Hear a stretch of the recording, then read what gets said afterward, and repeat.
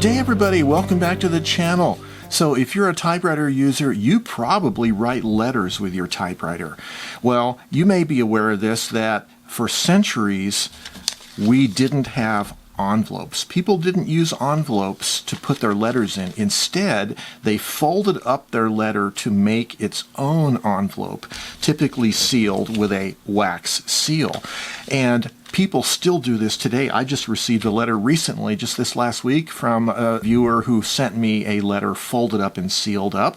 And I thought we would look at how to do this, maybe some new ideas to make this more practical. Stay tuned. Well, last week I received in the mail a clear plastic envelope from the U.S. Postal Service that says, "We care." Really, the Postal Service cares. So they're basically saying, "We sincerely regret the damage to your mail during the handling by the Postal Service." That was very nice of them. So when I opened up the plastic bag, I find that there is a letter that's been typed to me, and it's been folded into this little package that was taped with a piece of clear adhesive tape on the back. And I think the reason why the Postal Service said it was damaged is because the two little flaps here weren't actually tucked in, maybe, or maybe they were and it came loose anyways. But I thought it would be fun to look at how Thomas folded this in such a way as to make the letter into its own envelope. And he typed this on an Adler Primus on July 22nd with a nice brown inked ribbon.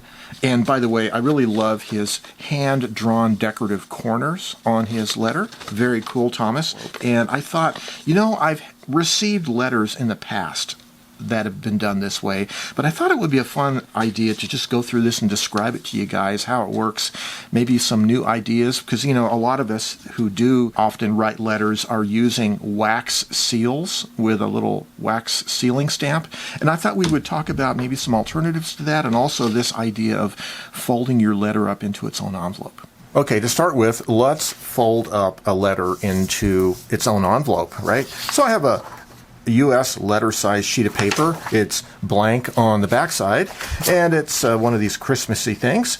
So what you want to do first of all is to fold the narrow sides together, and this is really just to form a crease down the middle of the letter. So we open it back up, okay? We have it so that the letter is facing the normal orientation for reading it, and you want to first start the fold on the upper left corner. Fold the upper left corner down to meet that middle fold you just made, right? And then fold the lower right corner up to meet the middle fold, okay? You want to do the upper left and lower right first in order to have the envelope oriented properly for your stamp, as you'll see shortly. Okay, so now we have these two corners, and what we're going to do here is we're going to fold the edge of the paper down to meet the other edge of the paper. Nice and neat. Fold the paper like that, right? And we're going to do the same on this side. Fold the edge in to meet the other edge. Nice and neat, right? Like that. And you're going to have kind of two diagonal edges here. So now what we're going to do is we're going to fold this paper along the diagonal so that this corner, this like 120 degree roughly corner, whatever it is, meets the other corner right here, right? Crease that nicely. And you'll also notice this edge folds down onto the halfway line that we made. And then we're going to do the same thing with the bottom left side. We're going to fold it up so its corner meets the corner of the paper. And for this edge, meets in the middle with the other one. So now what we have is a rectangle with these truncated corners. And what we're going to do with those is tuck the end into the little triangle, right? There's a little triangle underneath. You tuck that into the little triangle, right? So now it's a self-contained little packet. This is the back side of the envelope. We're going to need to put a piece of tape or a sticker onto this to seal it up. This is the front side, and you'll notice that the upper right corner is fully square for your postage stamp, whichever corner you want to use, right? And that is achieved by, when we first started this fold, we did the upper left and lower right. If you do it that order, you get these two corners square. Okay, we have folded this into a little packet. Now, what's cool about this is we're going to want to address this envelope first of all. So it's flexible. It's a one-page letter. It's been folded. It actually has its own backing sheet, and we can now roll it into our typewriter and address it. So what better machine to do that with than the Corona 3, eh? So this is the front of the envelope. Type the address right here. What I'm going to do with this is I'm going to actually put the return address on the back side, as you'll see. So front side, let's do it. Okay, there is our addressing for our little letter. All right, now we're going to have to deal with the back side. So traditionally, letters, when folded into their own envelope, hundreds of years ago, they used wax seals. Now, the reason why people did this is because back then, paper was very expensive and precious, and so envelopes would be equivalent to using another sheet of paper just to envelop the letter in. There was also the issue of security.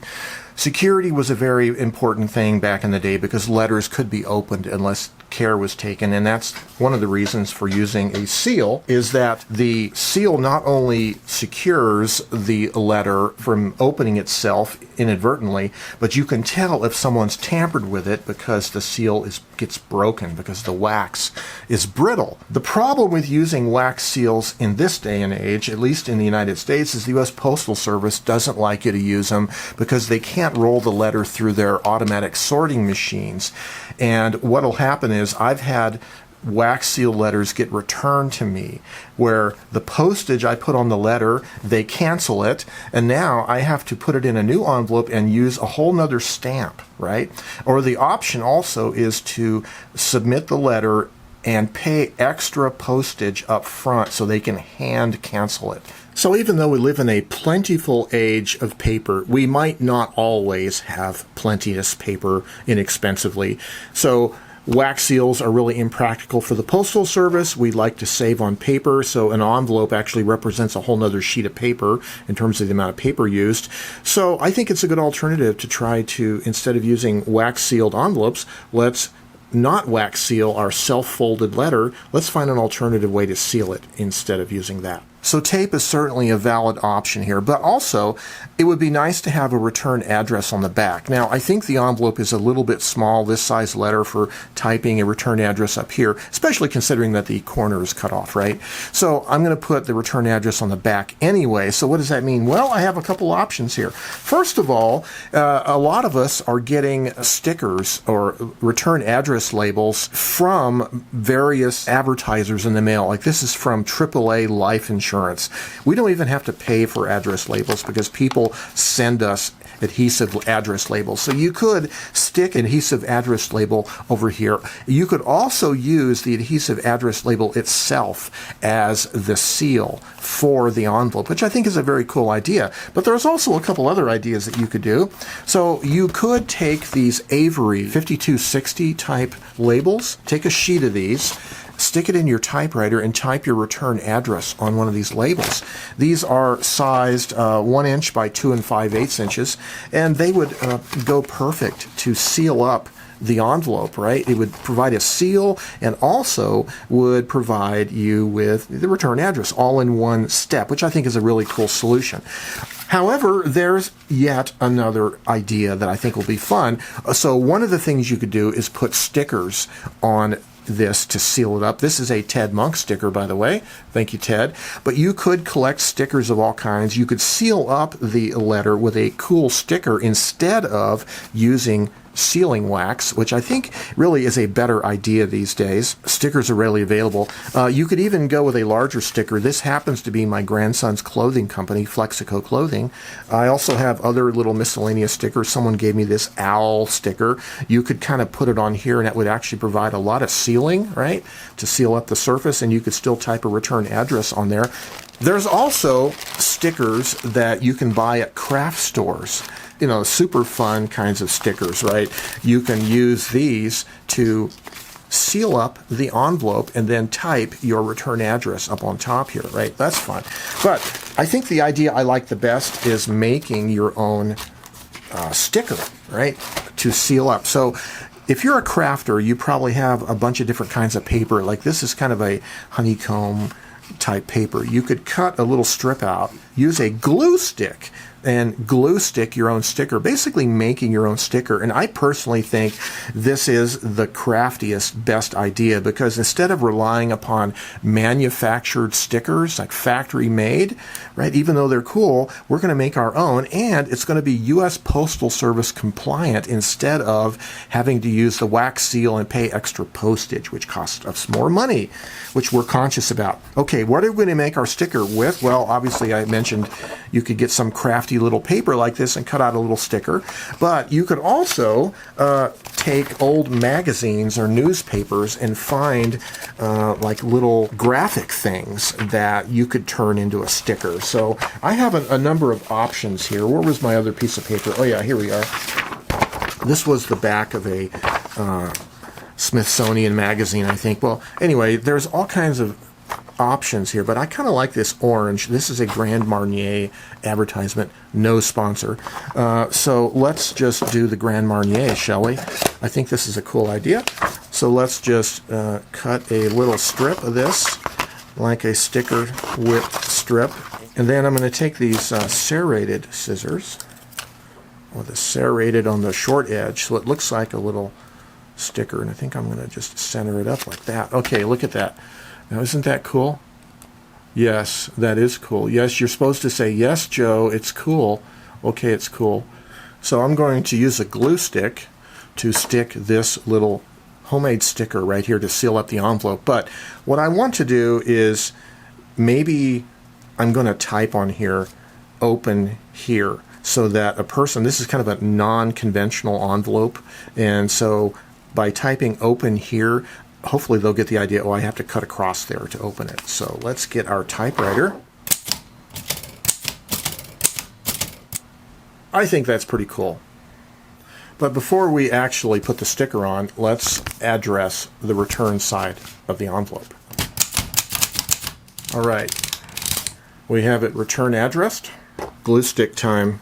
I think Uhu makes the best glue sticks. That's just my opinion. But you can have your own opinion about the glue stick controversy. But let's not let it ruin our wonderful friendship. Okay, open here. So I could actually seal it along the long end so it seals it a little bit longer. Okay, nice and tight there. Be sure to close up your glue stick. Okay, so look at that. So we have a envelope that's been folded, sealed up with a custom sticker, which is a lot more crafty than buying store-made, factory-made stickers, I think. And then typed our return address also. Oh, we need to stamp this with our actual, postal stamp. So since this is all fake anyways, right, because why do we know it's fake? Well, because remember, everything on television is fake, and this is television. No sponsorship, but I think this is actually rather hilarious. So let's just do this, shall we? An old car ad, right? And the trick with using the glue stick is put the glue down where you expect to stick it, so if you overrun the edge of the little object, you still have glue in that area. Okay, so this is our fake postage stamp, fake letter. I think it's pretty cool, the GM Mark of Excellence postage stamp to the John Doe address, Amityville, Massachusetts, apartment 666. Don't go there. Homemade sticker. I think this is really the craftiest solution to replacing wax seals that aren't Postal Service compliant. You don't have to worry about factory-made stickers, although we are using factory-made glue. But if you want to get real crafty with it, you can make your own glue from flour and water.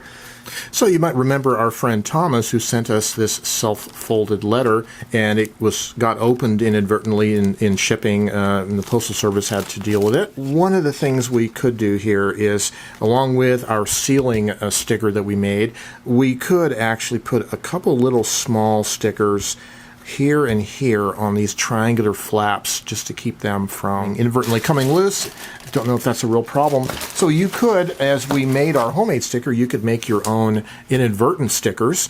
You could also use these little tiny, these are what, 1/2 inch by 1 3/4 inch, these smaller type stickers. There's even smaller ones yet. You see at craft stores, tiny little price tag stickers, but I kind of like the idea of making our own little sealing stickers for over here as well. since we were already using the Grand Marnier sticker, this will be kind of fun, huh?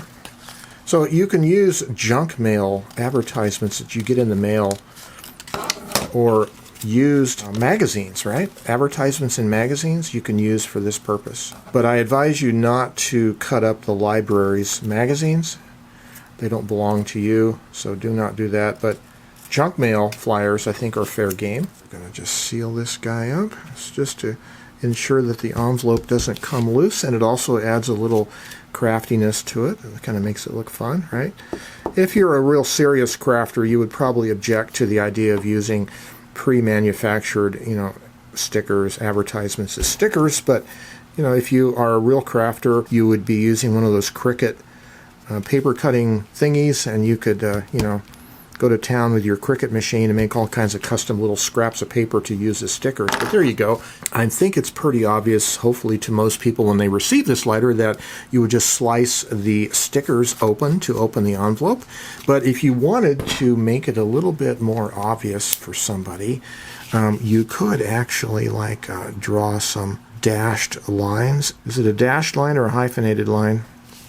You could kind of draw it like this, just so they get the idea that, oh yeah, you have to cut there. And you could even do it along the sticker here, right? If you wanted to give that little look to it, it's up to you. It's a kind of a little graphic affectation. I think it's fun. There you are. There's our little homemade envelope made out of the same sheet of paper that we typed our letter on, ready to go in the postal box, except my stamp is fake and so is the address. So anyways, had this been an actual letter, it would have gotten mailed. Well, I think this is a fun project. I hope you found it fun to make your own special little mailed letters using the letter itself as its envelope, using stickers, even homemade stickers like we did to seal up the fold, typewritten addressing on the letter. This is a fun project. I really love it. I think it brings a level of craftiness to letter writing. Even though most of us typewriter aficionados enjoy typing letters, there are times when it becomes drudgery if you have a lot of letters to type. And this kind of makes it fun. I hope you enjoyed this. Hey, if you have any new ideas about this, there's a lot more crafty people out there than I am. Drop a note down below. I'd love to hear from you. Well, in the meantime, stay creative. Have yourselves a great day, and bye-bye for now.